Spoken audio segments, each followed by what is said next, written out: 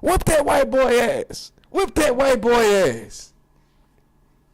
Take his chain. He got a chain on. Take his chain. You know what I'm saying? What up? Sam in this spot. Once again, season 2. You know, I'm on my way to season 3. And that'll be in late February.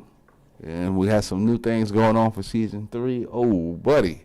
But, you know, all right. So I got a homeboy who is from Lincoln, Nebraska. He lives in Lincoln, Nebraska. He's been following me on every platform for social media since the year 2000 in Yahoo. I used to get on Yahoo, and I used to do a lot of things in Yahoo, like, you know, I would talk and, you know, have rants and, you know, do these freestyles in Yahoo chat back in 2000.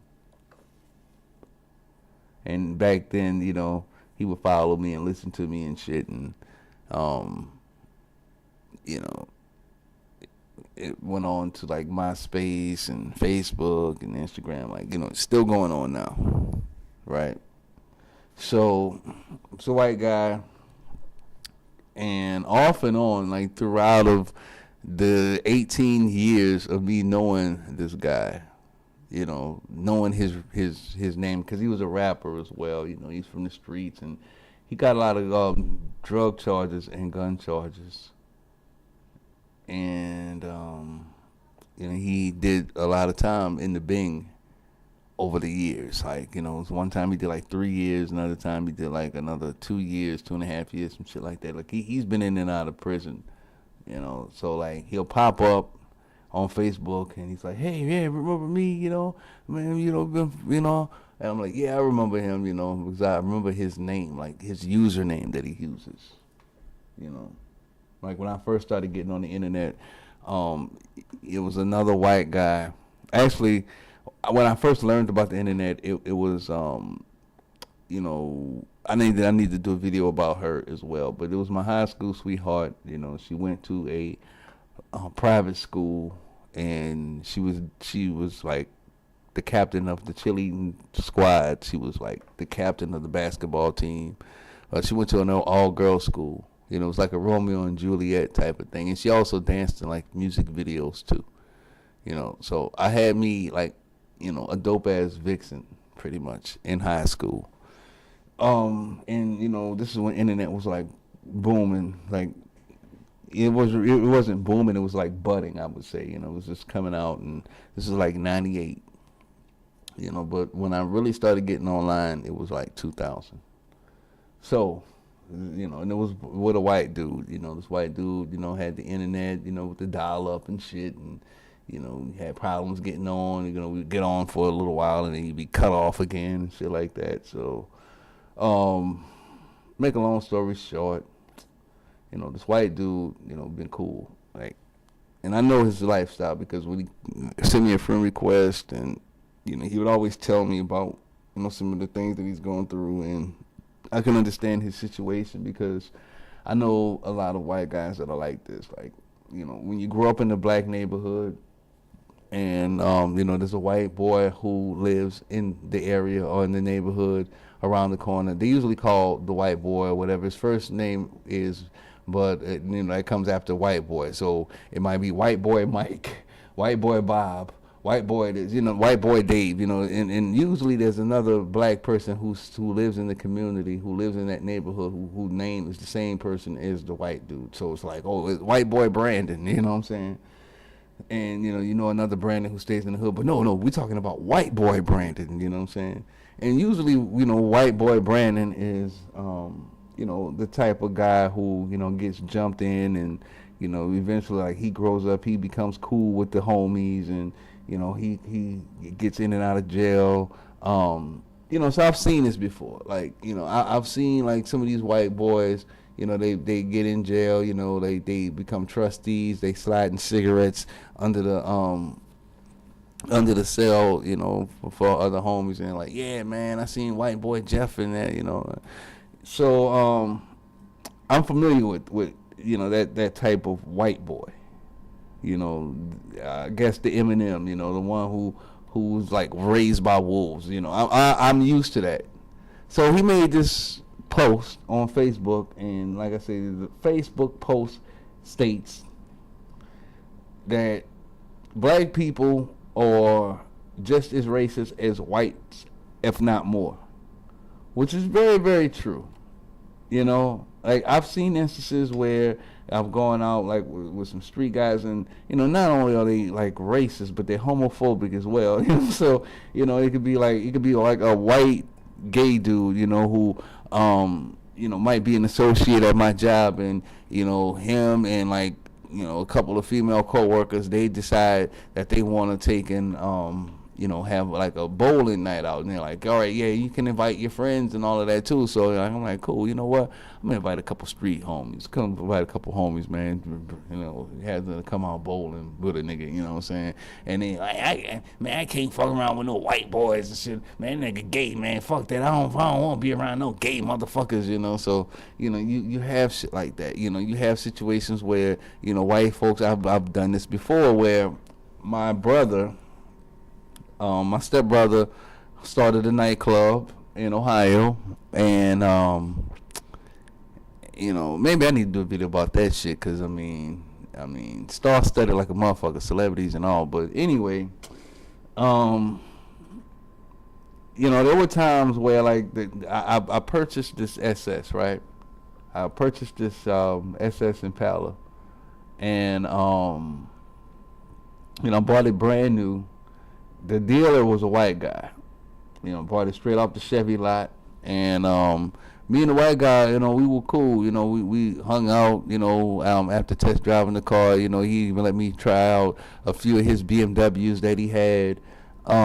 This is like he was the boss of the Chevy dealership. We hit it off like real cool. We went out to a couple parties. Come to find out, like, he was heavy into drugs. He did cocaine. Like, damn, man, this dude is wild. So, I go to, some of his white establishments, and I look around. First thing I do is look around for the black guys, where the black dudes at. Okay, there's one in the back over there, all right. Fortunately, my brother's club was like 3 doors down. I go over there, like, I order, some food, some pizza, and then I say, yeah, I'm going over here, man. Come over to my brother's club. At least you ain't got to pay for the drinks. I can get the drinks for free. I can just get the bartender to just make us any drink we want and shit. You know what I'm saying? We can go to, any part of the club, any bar you want. You know what I'm saying? Upstairs, downstairs, don't matter. You know what I'm saying? I can get drinks in there, but he didn't want to go in there because there weren't any white people in there. There weren't any white dudes in there. There weren't any wiggers in there even, It was like, black women, black guys in there, dressed decent, wasn't really no hood shit. But, there wasn't anybody white there. I've seen instances. There's a club in Columbus, Ohio. It's called Catalina's, and if you go to Yelp, you'll see a lot of people who make racist comments about that particular club. Like, I've heard stories about how, black people will come in there or come up to the club, they'll be dressed up, and they get turned around because of some simple shit, or you don't have on the right tennis shoes, or your hat isn't folded, or it can be some simple shit, or your shirt is too baggy, and then you see like a white person come in wearing the same shit, and he gets in, because he's white, and a lot of people, they make excuses like they do that to ease the tension and shit. A lot of white clubs, they do that shit. But making the statement that black people are more racist, I can kind of like agree with that, because even the ones who aren't racist, they still feel like, what, I'd rather put black people first. I'd rather give a black person this job first. Or like, I'd rather get the black person this house first. I'd rather sell the black person this car first, because they feel like they're being like used by white people. They feel like they're getting ran over by white folks. They feel like they're being taken advantage of by white people. And and I don't think a lot of black people who are racist in a lot of ways. Cause I've seen shit like I've seen people beat up white folks just because they were white. I've seen black people actually do this shit, like, you know, beat up a white guy in front of a corner store or, you know, at a bus stop just because they were white. And I'm like, man, that's fucked up. And, you know, they do it to release the stress, and they do it, you know, because of all the oppression that black folks have gone through over the years. I'm like, man, that's bullshit, you know. Or, you know, they do it because, you know, this white person, he gets more opportunities than I can. You know, I mean, but that makes it no different than being racist against, like, the Somalians up here. Like, I talk to a lot of black men up here in the streets, and, you know, they always make these comments about, like, these Somalians, especially the crackhead ones that are outside in front of the corner store asking for change. And, you know, one of my homeboys were like, go ask your people, go ask your Somalian people for change. You know, y'all got a corner store right there. Go ask your community. You know, so basically, like, black folks won't help him because he's Somalian. White folks won't help him because he's Somalian, and, you know, he's, you know, being treated this way because Somalian people as a community, they don't help anyone else out, you know, but themselves. You know, when their car breaks down, they call a Somalian tow truck company.